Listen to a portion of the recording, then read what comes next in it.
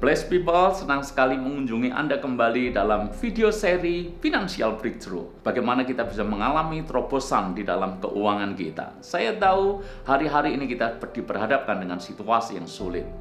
Mungkin krisis itu benar-benar terjadi di depan kita. Tetapi selama kita bisa mengelola keuangan kita dengan bijak dan kita bisa mempersiapkan dengan baik, maka saya yakin kita bisa melewati masa-masa itu dengan penuh kemenangan. Di video yang pertama, kita belajar bersama-sama bagaimana kita mencatat setiap pengeluaran dan kita membuat pos anggaran belanja. Jadi kita akan memposting uang kita untuk pos-pos yang sudah kita rencanakan dan sudah kita anggarkan. Kita berharap dengan kita melakukan hal itu, maka kita semuanya akan lebih disiplin di dalam kita mengeluarkan uang kita. Apakah Anda sudah mempraktekannya? Saya percaya kalau Anda mempraktekannya, maka dalam waktu sebulan, kondisi keuangan Anda pasti akan mengalami perbedaan yang sangat signifikan. Di video yang kedua ini, saya ingin bagikan hal praktis kepada Anda. Belanjakan uang Anda hanya untuk hal-hal yang Anda tahu persis. Itu kebutuhan dan bukan keinginan. Pada kenyataannya, banyak orang tidak bisa bedakan mana yang kebutuhan dan mana yang keinginan. Sehingga yang dianggap sebuah kebutuhan, ternyata itu hanyalah sebuah keinginan. Dan Anda bisa bayangkan kalau itu terjadi, maka keuangan keluarga pasti akan berantakan. Dalam kondisi seperti ini, kita harus benar-benar bisa memilah mana kebutuhan dan mana keinginan, mana yang harus dibeli dan mana yang ditunda atau yang tidak perlu kita beli. Ini bukan soal kita punya uang atau tidak. Taruh kata Anda punya uang sekalipun, kalau kita bijak dalam memilah mana kebutuhan dan mana keinginan, maka yang terjadi adalah kita bisa mendisiplin uang kita, tidak serta-merta menggunakan atau memboroskannya begitu rupa untuk memenuhi segala keinginan kita. Daripada kita membelanjakan uang kita untuk hal-hal yang sifatnya hanya keinginan, bukankah lebih baik kalau kita gunakan uang kita untuk kita simpan di dana darurat? Sebab kita tidak tahu apa yang terjadi di waktu yang akan datang. Seperti halnya, siapa yang menyangka beberapa bulan yang lalu misalnya, siapa yang menyangka bahwa kondisi ekonomi kita akan menjadi seperti ini? Siapa menyangka bahwa virus corona itu membuat dunia jungkir balik? Tidak ada yang pernah menyangka, tidak ada yang tahu. Dan orang yang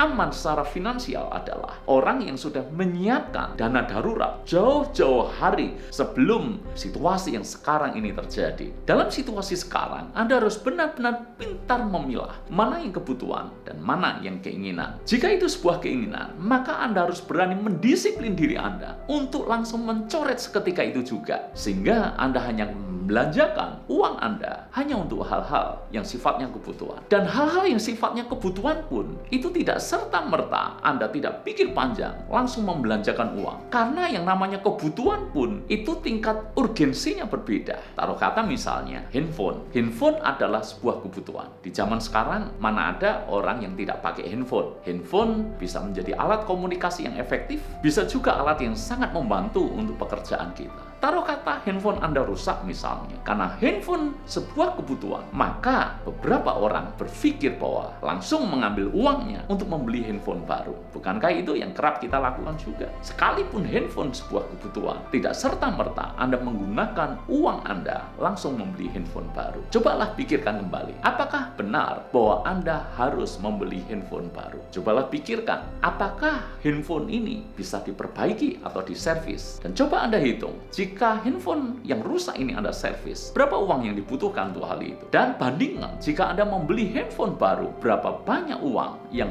Anda keluarkan untuk membelinya? Kalau Anda memikirkan hal ini, maka Anda akan bijak untuk mengambil sebuah keputusan. Ternyata Anda cukup bisa menservisnya saja. Taruh kata misalnya, handphone Anda ternyata tidak bisa diperbaiki. Anda harus ganti handphone baru misalnya. Maka dalam situasi seperti ini, carilah handphone yang benar-benar sebagai sebuah kebutuhan dan bukan hanya sebuah keinginan. Karena dari banyaknya handphone, itu ternyata tidak semuanya hanya sebagai sebuah kebutuhan. Ada begitu banyak konsumen atau ada begitu banyak orang membeli handphone, tapi bukan karena kebutuhan, tapi karena sebuah keinginan, karena sebuah pemenuhan gaya hidup. Cobalah pikirkan, ketika Anda membeli handphone dengan nilai yang mungkin tidak begitu mahal, anggap saja itu kelasnya medium low, kebutuhan untuk komunikasi, kebutuhan untuk bekerja, kebutuhan untuk melakukan sesuatu. Jadi jika Anda Anda bisa memilih mana kebutuhan dan mana keinginan, dan mana kebutuhan yang mendesak dan mana yang tidak, mana kebutuhan yang bisa grade-nya kita ambil di bawah dan tidak harus grade di atas, maka keuangan keluarga kita akan lebih sehat. Saya kadang-kala heran, saya melihat banyak orang bisa membeli handphone mahal, tapi seringkali dia kehabisan pulsa atau data. Saya juga kadang-kala heran melihat beberapa orang bisa beli perangkat elektronik yang bagus di rumahnya, TV LED ukuran besar, kulkas 2 pintu, beli juicer, beli oven, beli apapun juga. Tapi yang menggelikan adalah alarm listrik di rumahnya kerap sekali bunyi. Itu tanda bahwa dia hampir kehabisan pulsa. Kita kerap kan menjumpai yang seperti ini. Saya juga kerap melihat ada orang yang beli baju mahal, beli tas mahal. Kalau pria, dia beli motor yang lumayan mahal, dia berikan perangkat aksesoris yang komplit, dan tentu saja itu menyedot biaya yang cukup besar. Tapi yang menggelikan adalah uang SPP anaknya sampai harus nunggak. Dan menggelikan lagi, untuk dia bisa bayar uang SPP anaknya itu, dia harus berutang kanan ke kiri. Jelas ini menunjukkan bahwa orang-orang ini belum melek secara finansial, tidak cerdas secara finansial. Orang-orang seperti ini belum bisa membedakan mana yang sebetulnya sebuah kebutuhan dan mana yang sebetulnya hanya sebuah keinginan. Mana kebutuhan yang mendesak dan mana kebutuhan yang sebetulnya bisa ditunda dulu pemenuhannya. Contoh lagi, saya beberapa kali mendengar orang yang menjual handphonenya atau menjual motornya atau menjual mobilnya dengan alasan takut harganya akan semakin jatuh. Anda pernah mendengar yang seperti itu? Orang buru-buru jual. Kenapa? Takut harganya semakin anjlok. Pertanyaan saya adalah, setelah dia jual motornya, dia setelah jual mobilnya, apakah dia tidak pakai motor lagi? Apakah dia tidak beli mobil lagi? Ternyata orang yang sama, dia akan beli motor baru, dia akan beli mobil baru. Pertanyaan saya, kalau dia beli baru, masa kan harganya tidak anjlok? Bukankah sama anjloknya lagi? Lalu kenapa ada orang menjual motor, handphone, mobil hanya dengan alasan takut nilainya anjlok? Sebetulnya ini hanyalah alasan yang mengada-ada. PR yang saya ingin bagikan kepada Anda semuanya adalah seperti ini. Jangan pernah Anda mengeluarkan uang tanpa sebuah perencanaan lebih dulu. Dalam arti, Anda harus catat uang itu akan Anda keluarkan untuk apa saja. Lalu kemudian dari daftar itu, coba buat 2 kolom. Lalu kemudian coba tandai, apakah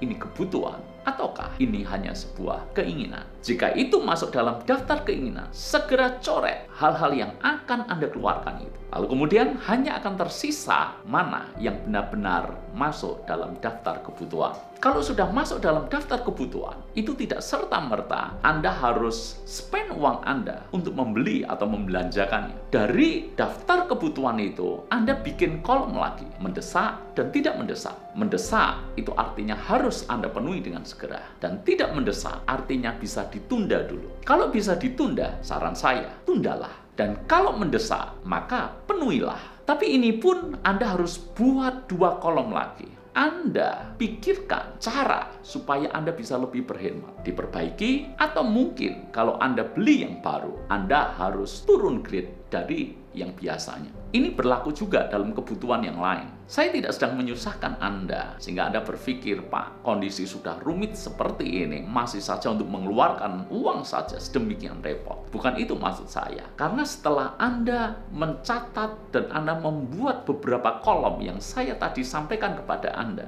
maka Anda akan sadar bahwa ternyata apa yang Anda pikir itu sebuah kebutuhan, ternyata tidak, itu hanya sebuah keinginan. Dan kalaupun itu benar kebutuhan, Anda baru ngeh, ternyata ada kebutuhan yang bisa ditunda. Tidak hanya 1-2 minggu, bisa 1-2 bulan, bahkan bisa 1-2 tahun. Dan kalaupun Anda harus memenuhi kebutuhan Anda, maka Anda juga akan hati-hati mengeluarkan uang Anda. Karena ada beberapa opsi yang Anda bisa pikirkan. Yang sebelumnya mungkin Anda tidak pernah berpikir. Yang sebelumnya Anda tinggal keluarkan uang atau Anda keluarkan kartu kredit untuk gesek sana, gesek sini. Tapi sekarang Anda bisa pikirkan bahwa ini mungkin solusi yang lebih hemat. Dengan cara ini, saya bisa menghemat lumayan banyak yang bisa saya simpan untuk dana darurat saya. Jadi, kalau Anda praktek akan hal ini, saya yakin tidak ada hal yang sia-sia. Tulis di kolom komen sekali lagi apa yang terjadi kepada keuangan Anda ketika Anda benar-benar memilah kebutuhan dan keinginan. Kebutuhan dari tingkat urgensinya dan kebutuhan pun